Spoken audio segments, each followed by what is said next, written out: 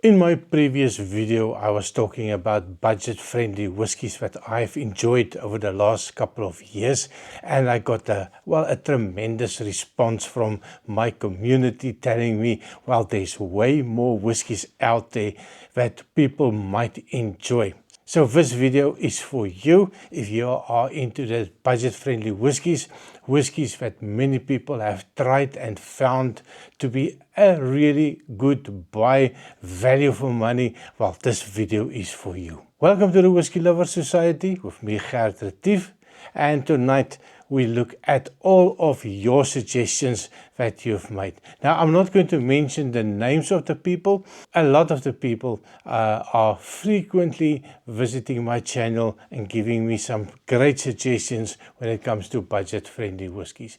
Now, I've got it here on my iPad, so I'm going to start off. It can be a little bit of a long video, but I will put timestamps in so that everybody can go straight to the whiskey that they might enjoy. So I'm going to start off with some Speyside whiskies, budget-friendly whiskies from Speyside, and first one on the list, of course, the Glen Murray Elgin Classic. They call for the 12-year-old. So I haven't looked at the prices yet. Sometimes, budget friendly for me is not maybe a little bit budget friendly for somebody else. But Glen Murray is one of the whiskies that I can recommend. All of them, including the no age statement whiskies. They have some really good sherry whiskies. The 12-year-old, they a little bit of a note as well, vanilla, apple. They have some soft sweetness and minimal peat in it as well. So quite an interesting whiskey. Number 2 on the list that was recommended by a couple of people is the Glenlivet, the 12-year-old classic Speyside profile, apples, pears. They have some floral notes, touch of oak, a lovely light sweet finish whiskey, a whiskey that I enjoy. I also have here at the back the licensed dram 12-year-old. That, my dear friend, is quite an interesting whiskey. Loved it. The next one on my list, Aberlour 12-year-old. I also have a bottle of the 12-year-old here as well. It is, maybe getting a little bit to that upper, maybe in the 45-50 range. The last time I checked. So it can be a little bit maybe a little bit too expensive for some people, but it is a 12-year-old. It is a lovely whiskey. It is a sherry-driven whiskey. It's a whiskey that I enjoy. There is a little bit of an oakiness to it. There is a little bit of a spiciness to it, a little bit of a ginger chocolate to round everything off. But be aware that there is a little bit of a tannin in it that, maybe balance out some of the tannins in it. Maybe the sweetness, make sure that it's not overpowerful. So definitely recommend it for you as well, my dear friends.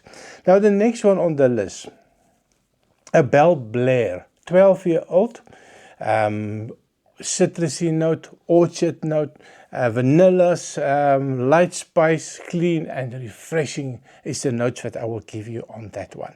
12-year-old, again, maybe a little bit higher than my 35 threshold, but that is what you recommended is going to be a fantastic whiskey.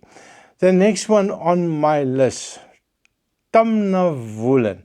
Now, they recommend a double cask. I have here the sherry cask version of it as well. So it is bottled at 40% ABV. There's probably colored. It's probably chill filtered. But you know what? If you go look at the prices of these ones, and maybe I am here already, so I might as well just pour myself and sweet wheat ram on this Tamnavulin. Let me know in the comment what you think. Which Tamnavulin have you tried? Which one would you prefer? And they suggested the double cask. Oh, the nose on these Tamnavulins is fantastic. that lovely sweetness, that sherry cask influence. Even that 40%, it feels like it's perfect on the nose. Oh, taste-wise, quite a sweet whiskey. Definitely for people that like something sweet. Now the next one on the list, Craig Ellington, 13-year-old. Absolutely. That is a whiskey that I have been enjoying over the last, 5 years. It's something that I like to buy. It's something that I always try to buy at duty-free stores. If I have the 13, the 17, the 19, a little bit too expensive for me. But that 13-year-old just hit the spot. That lovely lightness to it. It's got a little sweetness to it. It's got, for me, it's like that summer in a glass type of whiskey, that orchardly fruit, apples, the pears, the sweetness of the flowers, the blossoms. Well, I'm getting a little carried away. But the 13-year-old, definitely something that you should try. And thank you for my subscribers to giving this wonderful suggestion. The next one, Tully Barden. This is the Sovereign. I have not tried this one.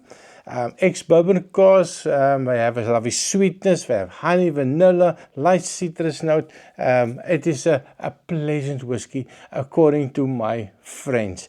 Definitely something that I will try in the future. Next one on the list, Knock'n'Do 12. I had a bottle of that. The 12-year-old, the 15-year-old, I have the 21-year-old. I am a little bit of a fan. A lot of people don't know about Knock'n'Do, which I'm a little bit of a surprise when you talk to the community and you talk to people at even at some stores here and you ask, do you have this? A lot of people will tell you, we've never even heard of it. So Knock'n'Do, my dear friends, give it a try and let me know what you think. Now moving on a little bit to the Highland single malts.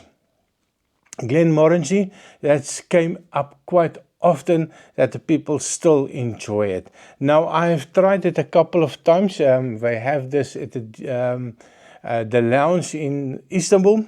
So that's the way I tasted it. That's where I really enjoyed it. And the fact that I was not really worried about doing some ice on it with some soda water. Nice, cool drink. Really enjoyed the flavors of it. It was really a nice, that vanillas, citrus, floral note, light body. It's not an in-your-face type of whiskey. So Glenmorangie Original. Now the next one I also suggested is a Glenmorangie La Santa. Now I did try this before. It is going to be a little bit more expensive. A little bit of a fruity note, honey sweetness, the classic citrus based whiskey from Glenmorangie. So give it a go. Let me know, of course, in a comment, is it a hit or miss for you? The next one, Loch Lomond Original, Inchmooren. That is also a whiskey that you might enjoy. I've tried quite a number of Loch Lomond's, the peated whiskies. They are here somewhere. I like the fact that they priced are correct. They don't try to get rich off the poor guys that want to try something different. So try the Loch Lomond Original or the Inchmooren. Old Pulteney, 12-year-old, was mentioned as well. They also mentioned, and I don't want to spend too much time on each whiskey, Arran 10. Now, it was one of those suggestions that many people gave. I am a little bit, too much of Arran 10 in what I had over the last 5 years. So I've scaled down a little bit of the Arran, but they are always on everybody's list. You have to try it. So, agree with you completely. The Arran 10 is one of those whiskies that can always stay on the shelf. They will always stay the same, and everything is familiar when you buy this whiskey. The last Highland whiskey, Teacher's Highland Cream. It is a blended whiskey. It's built around the Ardmore peated malt. It's a little bit smoky background with a honeyed sweetness. Now, I have not tried this one. In fact, I haven't seen this one. So that's one of those whiskies that I will also put on my list to see if I can get hold of them. Now, going into a little bit of Islay peated whiskies. A lot of people suggested the Islay Mist, the 8-year-old. It's got the same familiar taste of the Lefroy peated smoke with a Speyside malt grain, smoky and friendly, slightly sweet apple barbecue sauce on the palate. Now that sounds good for me. I have tried one of the Islay Mist some time ago. I just can't remember exactly which one it was. So maybe if I see it in my library, I might put a link on here so that you can also look at that video. The next one that was suggested, Finlaggan peated whiskey, very medicinal, iodine, briny, and punchy for that well, cheap price. Finlaggan, it's really one of those bottle of the barrel type of whiskies, but a lot of people suggested it, so it cannot be that bad. So one of those ones that I will put on my list as well. The next batch, we are talking about Irish whiskey and the usual suspects on this list as well. Jameson, the standard one, it was on numerous of my list as well. It is a whiskey that it's always the same. If you go from country to country, in the last 5 years, I've been to almost 70 countries. So I've been traveling quite a lot. And any pub that you go into, any bar at the hotel, you will find the Jameson. They also mentioned the Jameson Black Barrel. Also one of them a little bit more expensive, but definitely something that I would put on the list as well. And then they mentioned something that I really like, the Jameson Cask Stout Edition. It is a lovely whiskey with that little bit of a beer note, a little bit of a stout note, a little bit of extra kick in it. Whiskey that I enjoy. Also, they have the IPA edition. Both of them are enjoyable. Nothing to write home about, but I think if you try it, especially at that lighter price point, I think you will enjoy it as well.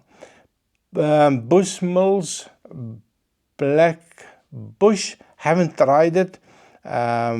Sherry influenced whiskey, dried fruit, nutty, rounder than the standard Bushmill. So I was never a fan of that white label Bushmills. It felt for me something, well, like a little bit of a window cleaner. A lot of people love it, and I'm sorry, but I could never like it. So maybe the Black Barrel is something that I might enjoy a little bit more. The next one on the list, the Sexton. I've never heard of it, never tried it, never seen it in any of the shops. It is a sherried whiskey, and this is a whiskey that a couple of people have suggested. So I will definitely put that on my list as well. The next one, never heard of it, never seen it, Slane Triple Cask. It is a blend of bourbon, ex-bourbon cask, sherry cask, virgin oak. It gives toffee, spice, and some noticeable wood, so a little bit of a tannins. Never tried it. Let me know in the comment if you have seen this one. Have you tried this one? Is it something that you would put on the list as a nice budget-friendly whiskey that is still drinkable and a lot of people might enjoy it? Looking forward to seeing your comments.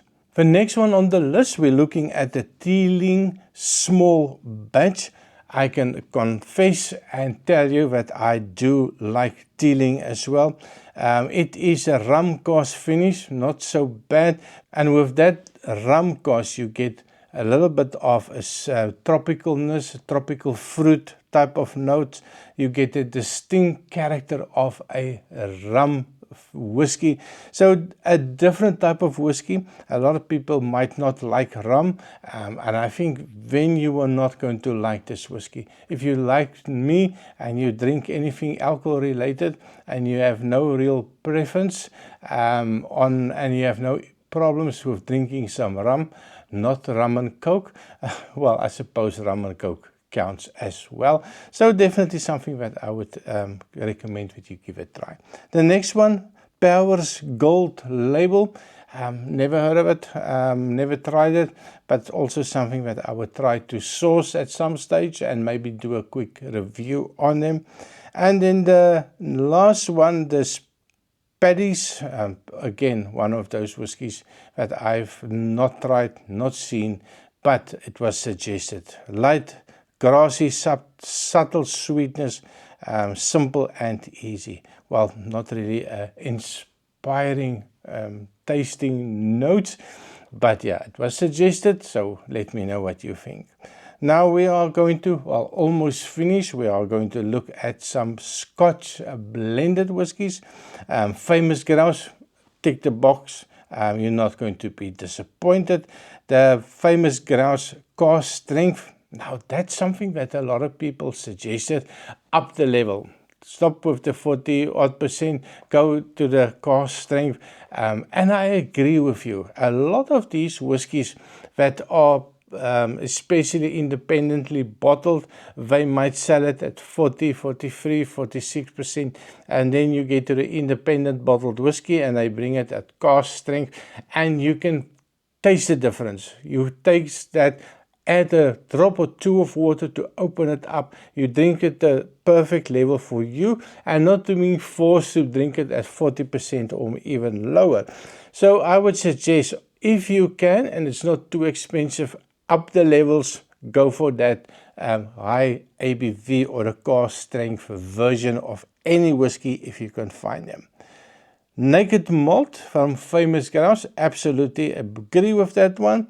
Then we have the next one, and it's on my, well, it was on my previous list or not on my last list. It is the Cutty Sark Prohibition Edition. My word, 50% ABV. It is a bomb of a whiskey. I really enjoy it. It is a fantastic whiskey. I would recommend it to anybody. That 50% just made the whiskey for me. And if you really need to add a drop or two, it takes water well. You're never going to be disappointed in this one. Johnnie Walker Black Label, agree with you. I've been a Johnnie Walker Black Label fan well, maybe for 30 years, many years already. If I had the opportunity and of course the funds, back in South Africa, funds was not really that available. And well, if you get to the beginning of the month and you have a little bit extra money, Johnnie Walker Black Label is one of those ones. But when I discovered the blonde, Johnnie Walker Blonde label, and well, that is also a fantastic one. The next one on the list, Black Grouse, a little smoky black. Haven't tried it yet, but it's going to be on my list. The next one, Chivas Regal, 12-year-old. You cannot go wrong. You pay sometimes 30 to 35 euros if you are in a perfect place to buy whiskey, not duty free, but in the 30-odd euros for this whiskey, I think it is a good one. And of course, it's always the same taste. Compass Box Spaniard. Now, I'm not sure if this is Spaniard is belonging on this list of affordable whiskies. From what I remember, they are getting a little bit expensive. So I will look what the prices are. I've tried it. If you want to see the review on it, please go look in the library and you will see what I think about the Spaniard. I've tried almost, well, quite a number of Compass Box. They also said the Compass Box Spice Tree, also reviewed that some time ago. So please, if you want more information on that, feel free to go look at the library. And of course, the last one on the list, and of course, before I give the last one on the list, just wet the whistle quickly. Oh wow, that is a sweet whiskey. Absolutely fantastic. The last one that I want to mention, of course, is a Japanese whiskey, Suntory Toki. Definitely something that I would recommend. A lot of people buy it because they want to try Japanese. They don't want to spend that fortune on some of the Japanese whiskey like Yamazaki. So the Toki is going to be first on the list for quite a lot of people, and it's a whiskey that I really enjoy. So that, my dear friend, if I remember correctly, is about 41 of these whiskies that was suggested by you. I really appreciated all the people that took the time to give me some feedback on what they enjoy, and let me know what you think about this list. Thank you very much for watching. Like, share, hype and subscribe, and I see you next time. Cheers!